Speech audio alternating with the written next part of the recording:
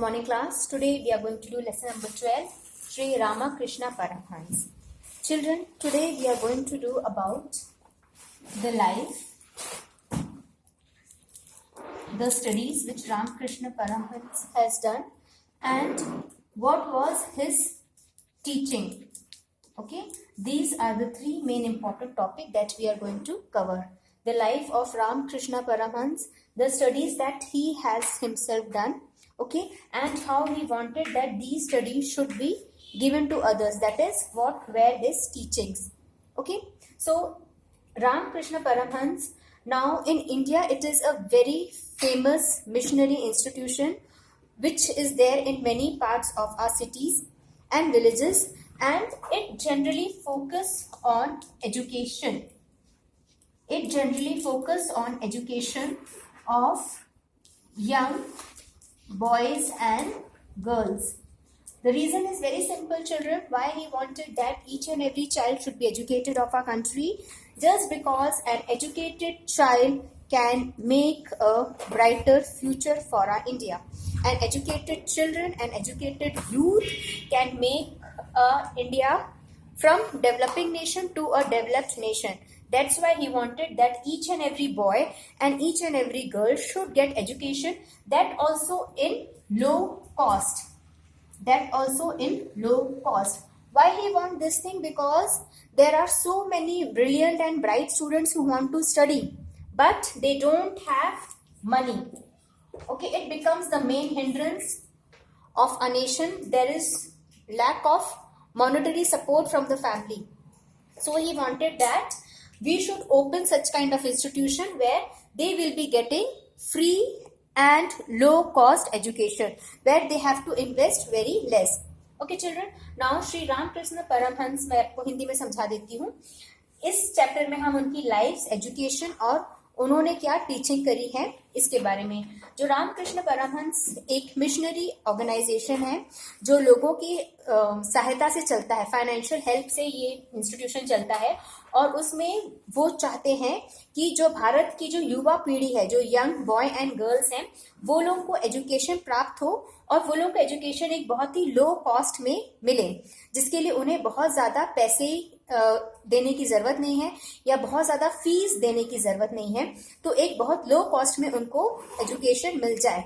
वो साथ ही साथ ये भी चाहते हैं कि ये जो अपना इंडिया है, इसमें जो कोई भी रह रहा है, whosoever is living in our country, they should think that they all are like brother and sister. Then only we can help each other. He believed in total devotion or in helping others. He believed that we should help each other by whatsoever mean we can help, socially, emotionally, or if we can help by giving monies in these institutions where education is being preached in free. Okay children, so this was the main aim of this mission. Okay, now children, he has also been been promoting on spreading religious knowledge, spiritual knowledge to everyone. Okay, इनका education के साथ साथ ये चाहते थे कि लोगों को स्पिरिचुअल नॉलेज भी मिले.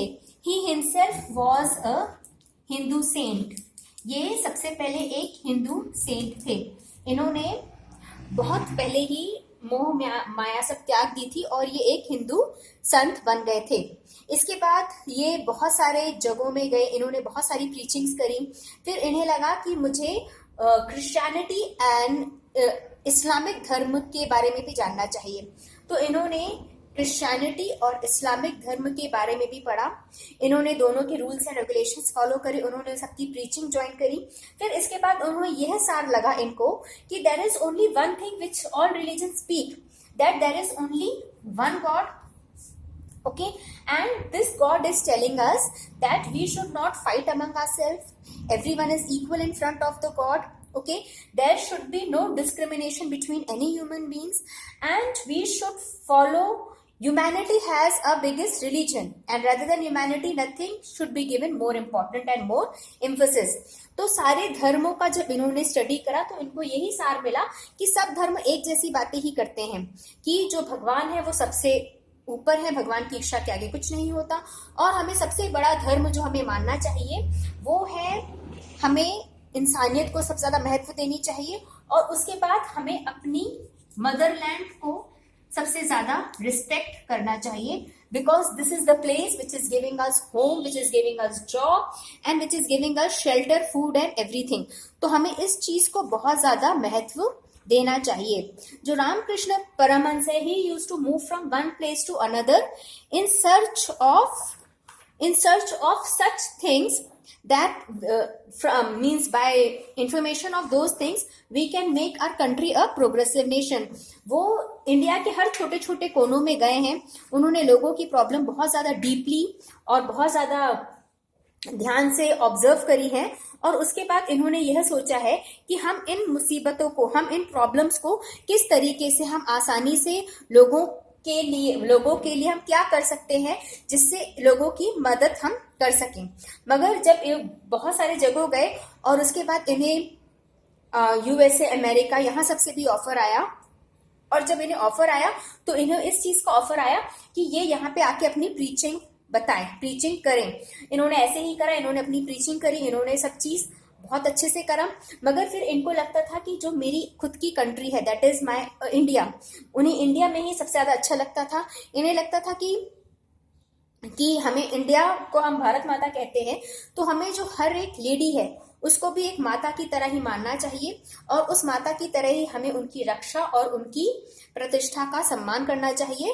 इस तरीके से वो अपनी सर्विसेज, वे भी जो है मदरलैंड और मदर के बारे में बहुत ज्यादा एम्फेसिस करते थे, और इन्होंने ये शपथ ली थी कि मैं लोगों को एजुकेट करूंगा, मैं लोगों को ये सिखाऊंगा कि उन्हें अपनी मदरलैंड के साथ साथ अपनी मदर और हर महिला की इज्जत करनी चाहिए, हर महिला को रिस्पेक्ट करना चाहिए। वो कम से कम अपने 20 घंटे जो है उनके पास विजिटर्स आते थे, और उन विजिटर्स को वो काउंसलिंग करते थे, और कई दिन ऐसे हो जाते थे जब he don't use to eat anything, वो बिना कुछ खाए पिए चलते जाते थे, लोगों की मदद करते जाते थे, जिसके कारण उनकी हेल्थ भी बहुत ज्यादा गिरने लग गई।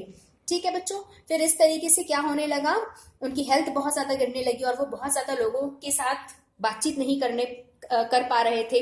मगर जितना भी उनको टाइम मिलता था, जितना भी हेल्थ उनका साथ देती थी, उतना ज्यादा वो काम करते थे और लोगों की मदद करते थे। उन्हें ऐसा करने में बहुत अच्छा लगता था, और फाइनली वो सबकी मदद करते रहे, और 1886 में उनकी डेथ हो गई। ठीक है, उन्होंने सिर्फ एक ही मैसेज दुनिया को देना चाहा, वो है कि bring peace wisdom to all man of our country. वो चाह रहे थे कि सिर्फ हमें पीस और विजडम से ही पूरे वर्ल्ड को यूनाइट करना है, हमें अपनी कंट्री को प्रोग्रेसिव बनाना है।